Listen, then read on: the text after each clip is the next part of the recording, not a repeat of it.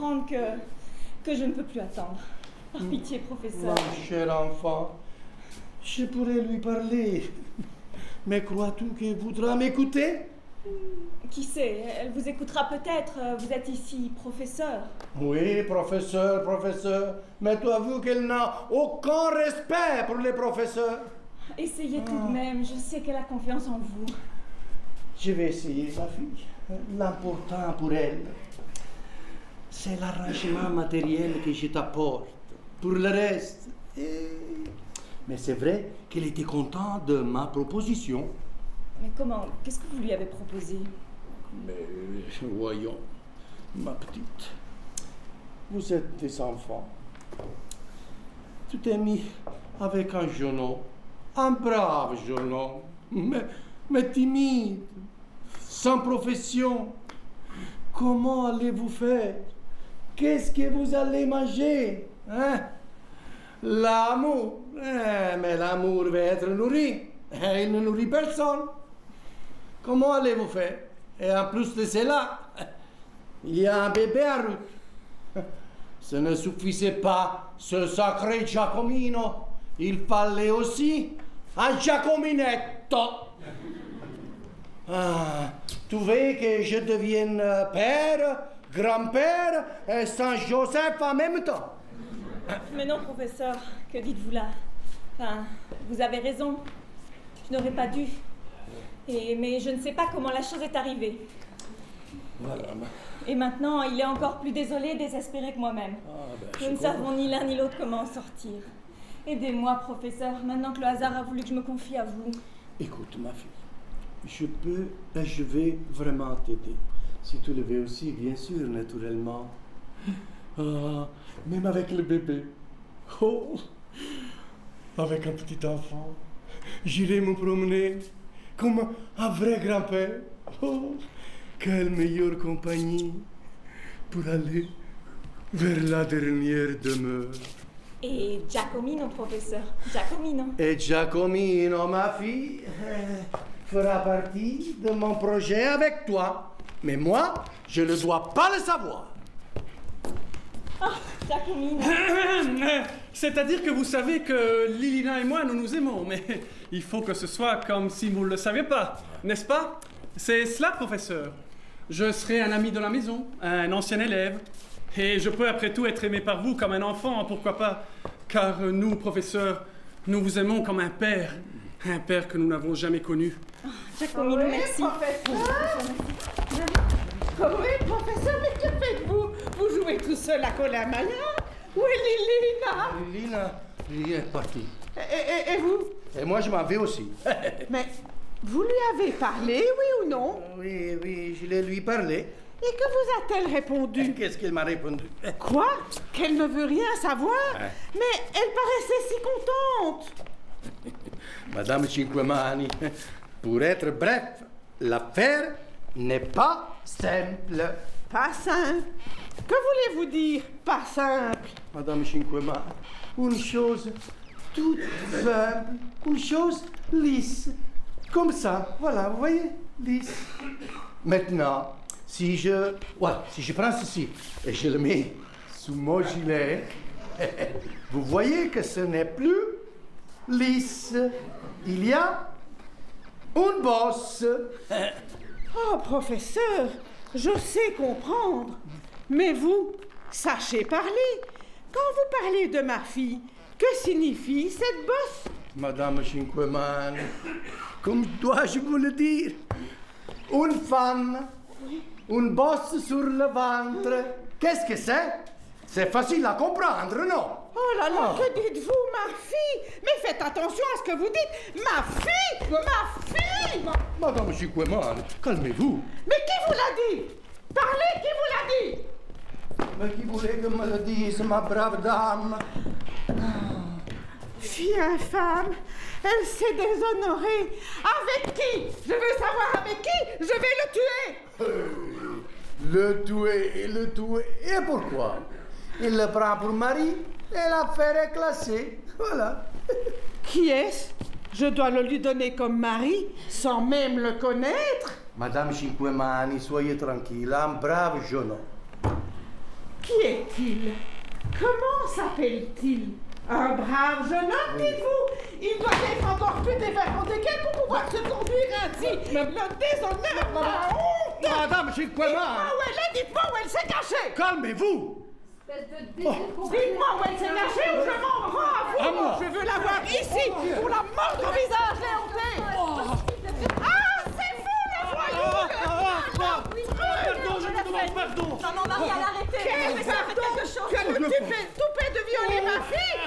Tu déshonores ma maison! et- Je suis prêt à réparer si vous me l'accordez comme femme. À toi, que je te la donne, espèce de crève-la-faim, de bonne Ariane! Va-t'en d'ici si tu ne veux pas voir ce que je vais te donner à la place de ma fille!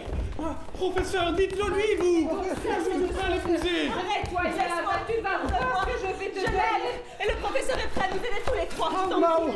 Ma oui, ne lui faites pas de mal, ma pauvre te conduis petite! comme ça sous les yeux de ta mère et avec qui? Avec ce rien, ce bon à rien. Marianne, il est prêt à m'épouser, tu l'entends bien. L'épouser? Mais vous êtes fou, vous croyez qu'on va vous donner Liline? Mais vous êtes fou, vous avez ruiné l'honneur de Liline, vous avez ruiné l'honneur de la famille, infâme, bon à rien. Qui est prêt? C'est lui qui est prêt à t'épouser? Et tu crois que je vais te donner à lui? Sale chien que tu es! Alors, pour rien comme lui, à tout casser mon honneur et le tien, ici, dans mes cremettes, je m'en vais vous arranger tous les deux! Oh, pute-toi sans vergogne! Va-t'en, toi, je ne veux plus jamais te voir, ou je fais un malheur! Ah, fille perdue, tu peux pleurer sur ta honte maintenant. Qu'est-ce qu'on va faire de toi? Je ne veux plus jamais te voir à la maison, Lilina, tu n'es plus ma fille, dehors! Viens, Marianne, rentrons chez nous. À partir d'aujourd'hui, je n'ai plus de fille et tu n'as plus de nièce. La prenne qui veut. Qui veut? Vous voulez qu'elle aille, vieille imbécile! Tout ceci, c'est votre éducation! Vous l'envoyez ici, tout petite, au milieu des garçons impolis qui écrivent des saletés sur les murs et sur les bas. C'est l'univers que vous lui avez donné. Vous êtes des concierges, et rien d'autre. Va-t'en, ma fille, je ne veux plus jamais te voir. Sors de ma maison. Oui. Vous ne la voulez plus? Non. Je l'avais bien, moi. Viens, ma fille, viens. Je te donne mon nom. Accepte-le pour les autres. Et tu seras ma fille, ma toute belle fille. Viens, Jacob. Viens. Viens.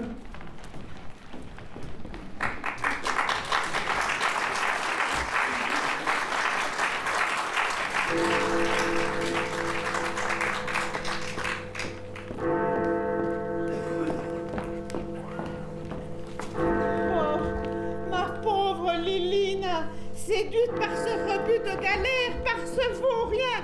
Mais quelle misère. Mais en fait, Conchetta, le principal, c'est que l'enfant de Lilina ait un père. Et le professeur Totti est d'accord pour l'épouser. Donc il n'y a plus de problème. Oui, mais avec ce Giacomino de malheur, ce n'est pas possible. Quelle misère. Mademoiselle, ces mariages, quel scandale! Puisque mariage il y aura, mon père, promettez-moi de m'aider à faire respecter l'image honorable de ce mariage. Je suis inquiète, vous savez, extrêmement inquiète. Ah, mon pauvre petit Giacomino, mais quelle épreuve pour lui! Ma sœur, ne vous inquiétez pas, je suis là pour vous aider.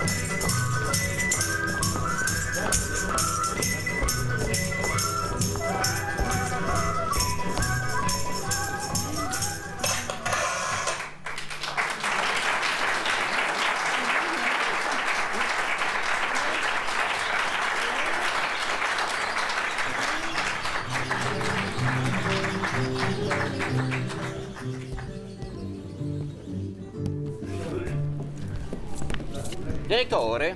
Oui, quoi? Bon, bien, je pense que nous avons tous mérité 20 minutes de récréation. Mes bien chères sœurs, mes bien chers frères, le bar est ouvert. Mais attention à la mauvaise pente.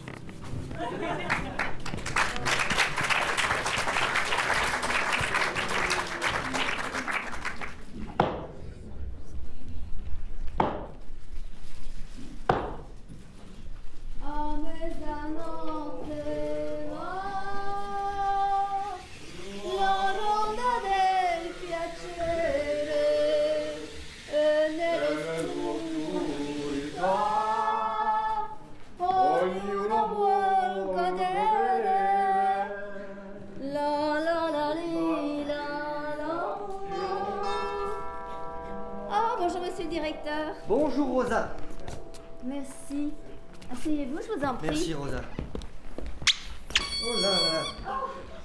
Il est traîné ses jouets partout. Oh. Merci. Mon Dieu. Il y avait encore cette poupée. Oui. Oh, merci beaucoup. Fils unique. Le chouchou de son papa. Pas un seul jour qui ne lui ramène quelque chose. Bien. J'ai déjà prévenu le professeur que vous étiez là. Moi, je dois m'absenter quelques minutes. Professeur? Oui? Alors je dis à votre belle-mère qu'elle doit venir tout de suite. Que madame est fatiguée et que vous avez besoin d'elle. C'est bien ça? Oui, c'est cela. Bien. Mon Dieu, Rosa, je ne voudrais pas déranger car si Madame Totti est souffrante, je peux très bien revenir un autre jour. Non, non, monsieur le directeur, rien de grave. Juste un petit malaise passager. Peut-être que... Dieu préserve le professeur de ça. Il en a déjà assez avec un.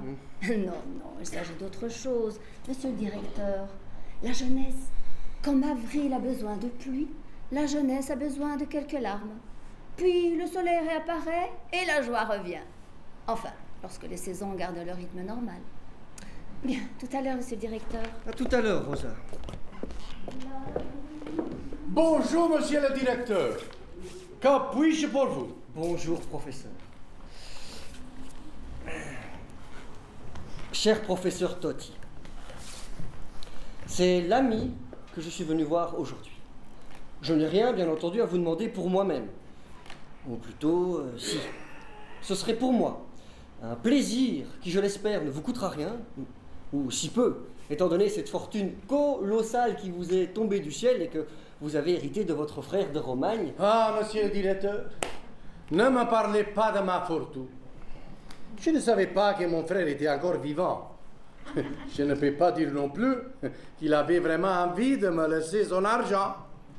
Il me l'a laissé parce qu'il ne pouvait pas l'apporter dans l'autre monde. Sinon, croyez-moi. Oui, je comprends bien, professeur, mais convenez tout de même qu'il s'agit d'une belle somme et qu'en tant qu'unique héritier... Oui, monsieur le directeur.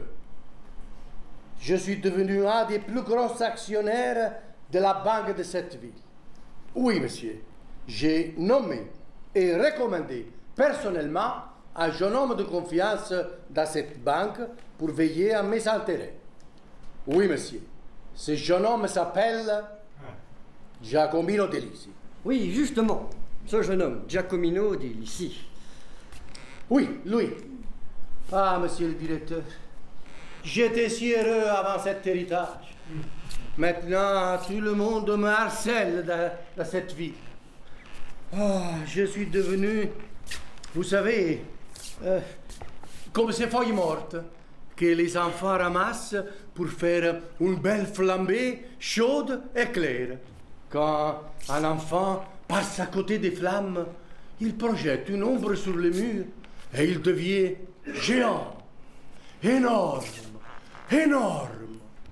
Voilà ce que je suis devenu. Avant, je me promenais dans la ville. Personne ne me remarquait. Maintenant, tout le monde de Marseille, j'étais tranquille. Voilà. Je comprends bien, professeur. Maintenant, dès que vous levez le petit doigt, Voilà. tout le monde vous observe ou s'immisce dans votre œuvre. On veut tout savoir sur vous, sur votre femme, sur vos relations avec celui-ci, avec celui-là. Qui vous protégez? Pourquoi vous le protégez? Ah, monsieur le directeur, si je n'avais pas la responsabilité de cet enfant, il y a déjà longtemps que... Je sais, professeur. Vous auriez fait comme ces enfants dont vous me parliez tout à l'heure. Voilà. Une belle flambée au centre-ville avec tout cet argent qui vous cause tous ces désagréments. Ah, cher professeur Totti, je regrette sincèrement d'avoir touché une corde aussi sensible, mais permettez-moi de vous donner mon avis en la matière en toute amitié.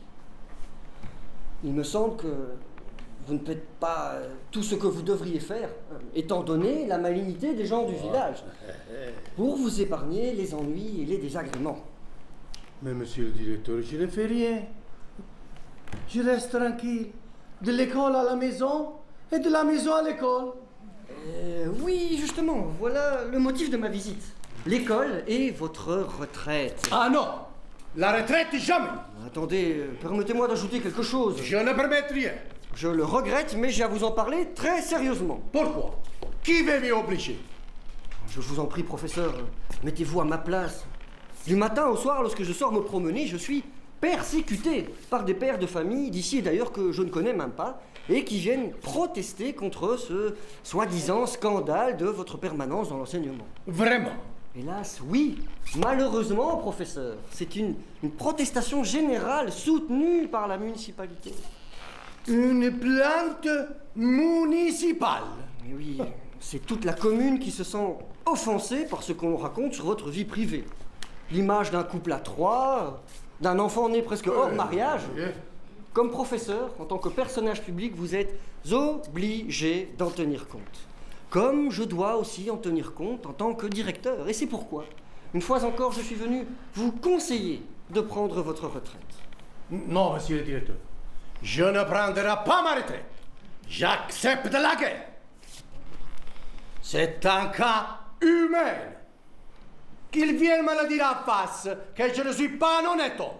On verra. Vous comprendrez que j'ai fait mon devoir d'ami. Je vous remercie. Je vous préviens, nous sommes menacés d'une protestation en haut lieu.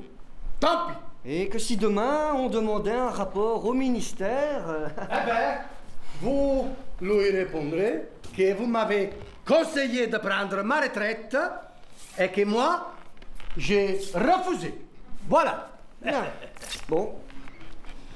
Il ne me reste plus qu'à vous saluer et vous souhaiter que votre femme se rétablisse. Mais réfléchissez bien. Prenez votre retraite.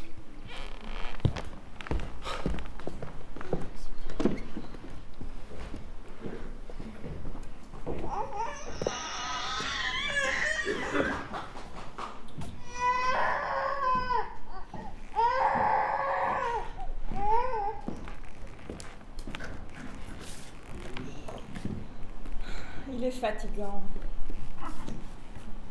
Eh bien, ma chère enfant, tu ne veux toujours pas me dire ce qui t'est arrivé?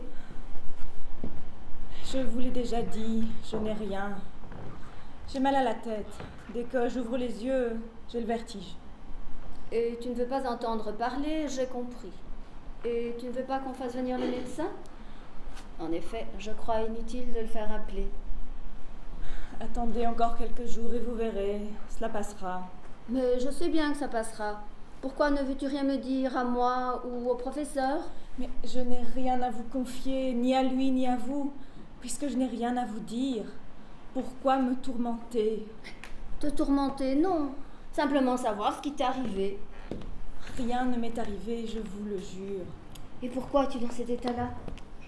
Parce que je ne me sens pas bien. Combien de fois faut-il que je vous le répète? faudra donc que ce soit moi qui parle. Tu crois vraiment que le professeur est assez gâteux pour ne pas comprendre que tu es dans cet état-là pour autre chose que ce mal de tête? Une minute, ma fille. Écoute-moi, assieds-toi et laisse ton mal de tête tranquille. Toutes les plaisanteries et railleries des gens à ton sujet t'ont sans doute rendu timide, au point de ne plus oser te confier à moi. Mais te rends-tu compte que c'est l'insulte la plus grave que tu puisses faire au professeur, la plus vilaine trahison, que de voir réellement en son âme toutes les choses horribles qu'on lui reproche? Le professeur a tenu promesse pour tout ce qu'il t'a dit. Si les gens bavardérient, eh bien, laisse-les dire. Plaisanterie, raillerie ne signifient rien pour le professeur et ne doivent rien signifier pour toi non plus. Nous savons bien, toi, moi, lui et Giacomino, que nous ne faisons rien de mal. Nous devons donc rester unis.